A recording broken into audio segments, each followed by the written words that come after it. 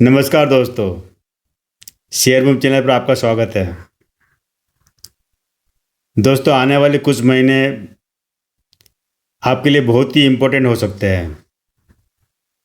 ये मैं इसलिए कह रहा हूँ कि हमारे देश में एक तो त्यौहार और दूसरे शादी ब्याह सीज़न, और ये सीज़न ऐसे होते हैं कि इस समय ज्वेलरी सेक्टर के जो स्टॉक है, शेयर है, सब में बूम आता है, क्योंकि ज्वेलरी की डिमांड बढ़ जाती है। तो आने वाले जो 2 4 6 महीने आएंगे, पहले दिवाली आ रही, दिवाली के समय भी आप पता है कि ज्वेलरी ज़्यादा बिकती है, उसके बाद शादी ब्याह है। तो इसी से हिसाब से मैं आपके लिए शेयर लेकर आया हूँ, ताकि आप अभी से प्लानिंग कर ले कि किस में पैसा हमको डालना है।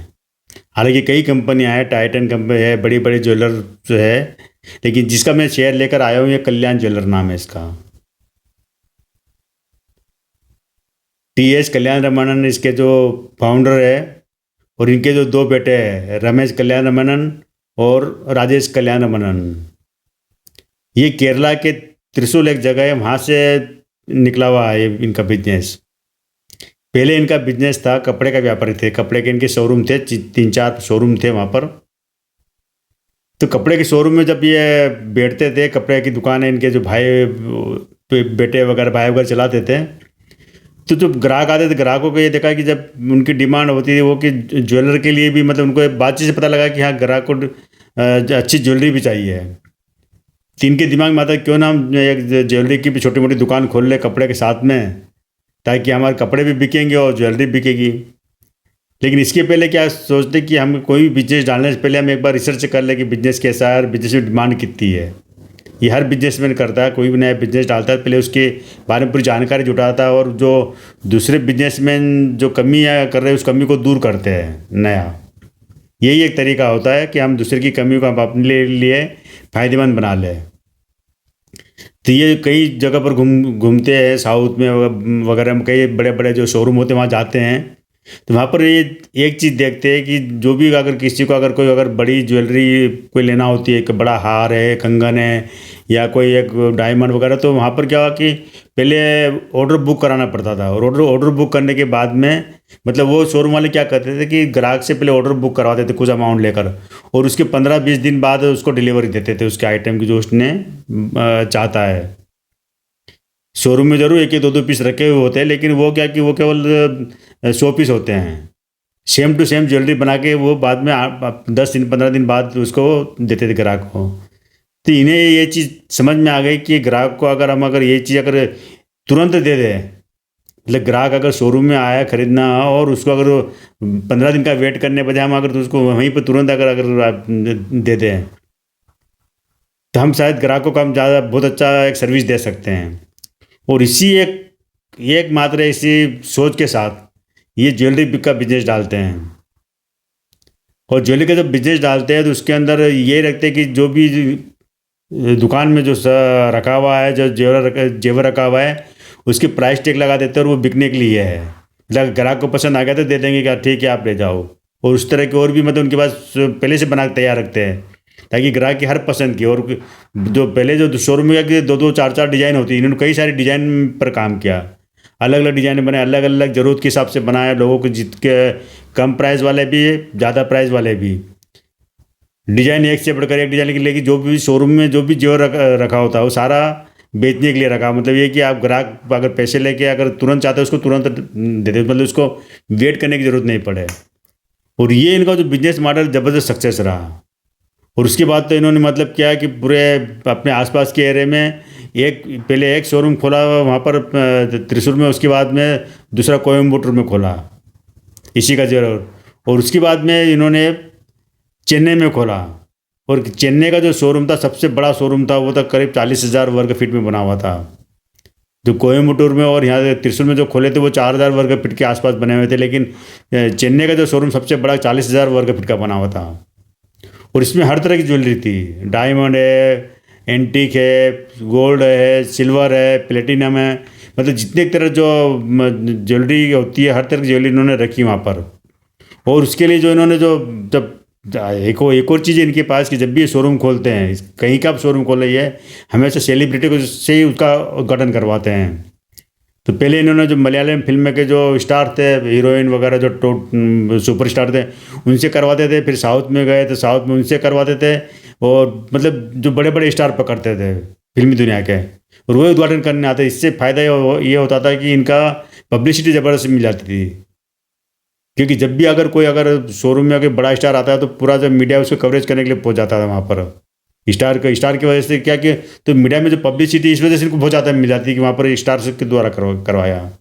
हालांकि ये बात है कि स्टार की फीस बहुत ज़्यादा होती है, विज्ञापन देने ज़्यादा होते हैं, लेकिन लोग जो इंटरेस्ट हो जिसको चाहते हैं, जिस स्टार को चाहते हैं, वो देखते हैं कि अगर उनका अगर फेवरेट स्टार अगर इसको कल्याण ज्वेलर को उद्घाटन कर रहा है या पसंद कर रहा है, तो वो उनकी वो कस्टमर की वो कल्याण ज्वेलर भी पसंद बन जाती है स्टार के साथ में। ये एक तरीका होता है अपने चीज़ को लोगों तक दूर दूर तक फैलाना। और इस तरह देखते देखते ये अपने जो पूरे जो दक्षिण भारत में अपने बिजनेस को ज़बरदस्त जमा लेते हैं। और करीब 93 में ये ज्वेलरी सेक्टर का बिजनेस शुरू करते हैं। और 2000 तक आते आते करीब इनके 40 के आसपास शोरूम खुल जाते हैं पूरे साउथ इंडिया में।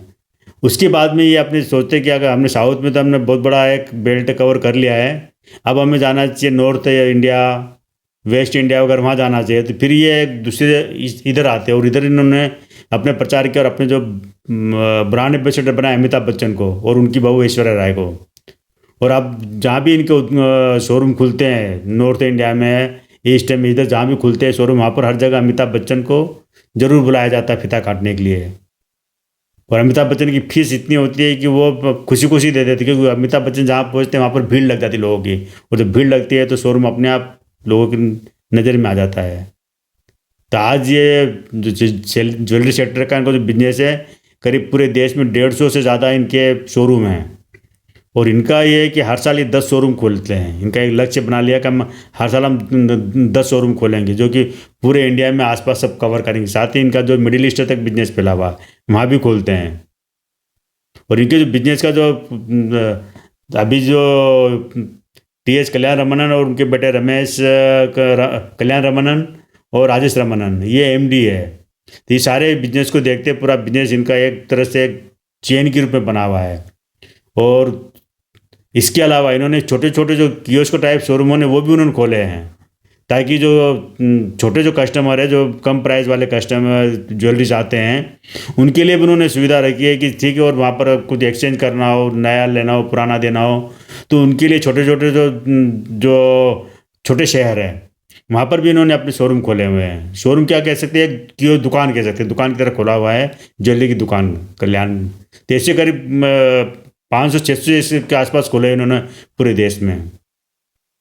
तो आज इनका जो बिजनेस है, जो कपड़े से शुरू हुआ था, केरला के छोटे से एक गांव से शुरू हुआ था इनका बिजनेस, और वो बिजनेस इनका आज जो करीब 10-12 हज़ार 15 हज़ार करोड़ का पार निकल चुका है। इस कंपनी का जो आईपीओ आया था, अब हम शेयर की बात कर लेते हैं। आईपीओ आया था 2018 में, आईपीओ आया था इसका, और करीब 86 रुपये इसकी जो फ्लोर प्राइस रखी थी, 86 रुपये। लेकिन उसके बाद कि ऐसा कुछ हुआ कि ये शेयर जो कंपनी तब भी अच्छी थी, नाम था सब कुछ था, लेकिन पता नहीं क्यों कि इसका जो शेयर है वो अपनी जो आईपीओ प्राइस पर टिक ही नहीं पाया, और वहाँ से काफ़ी नीचे करीब 50-52 रुपये के आसपास चले गया था। और काफ़ी समय तक ये 50-52 के आसपास से ट्रेड करता रहा। तो उस समय क्या कि जिन लोगों ने आईपीओ में पैसा लगाया था, उनको लगा कि वो गलत कंपनी में पैसा लगा दिया, और वो काफ़ी लोग उसकी बात से निकल गए हैं जैसे जैसे मतलब मौका मिला।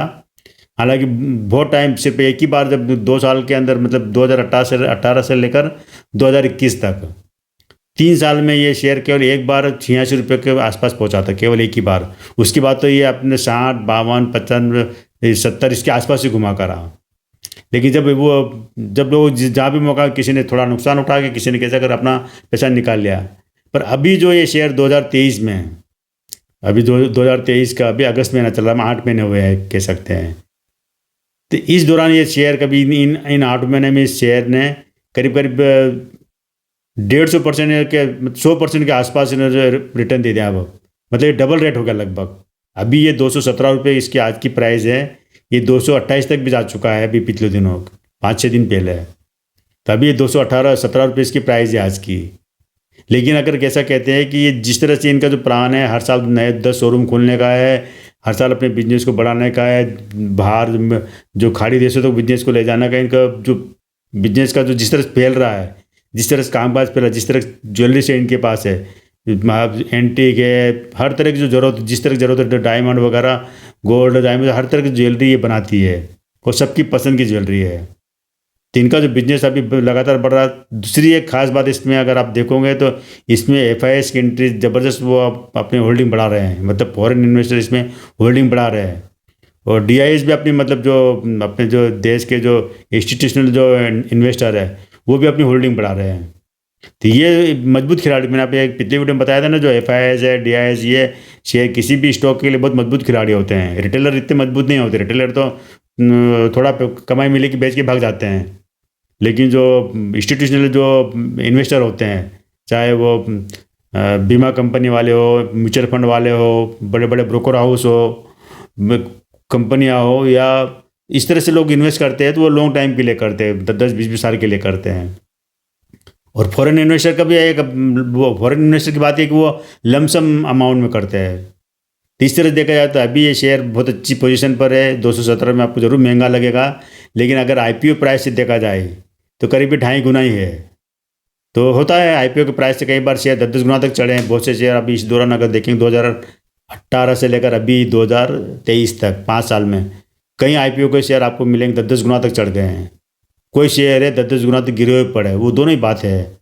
तो ये अभी जो IPO प्राइस से बाहर निकला हुआ है और ये करीब 2.5 गुना पैसा दे रहा है अभी। तो यहाँ पर आपको इन्वेस्ट करना नहीं करना आपकी मर्जी। मैंने कंपनी के बारे में बता दिया, कंपनी क्या है, उसका बिजनेस क्या है, उसके मालिक क्या है, उनके मालिक की सोच क्या है, उनको अपने बिजनेस को कहाँ तक ले जाना चाहते हैं। अगर वो सक्सेस रहे तो ये शेयर हो सकता है कि आने वाले 5-10 साल बाद आपको टाइटन के मुकाबले खड़ा दिखे शेयर। तो आज केवल इतना ही दोस्तों, कल फिर मिलते हैं हम एक नए वीडियो के साथ। मेरे इस चैनल को सब्सक्राइब कर लीजिए, शेयर कीजिए और अपने दोस्तों को बताइए। आज इतना ही, थैंक यू दोस्तों।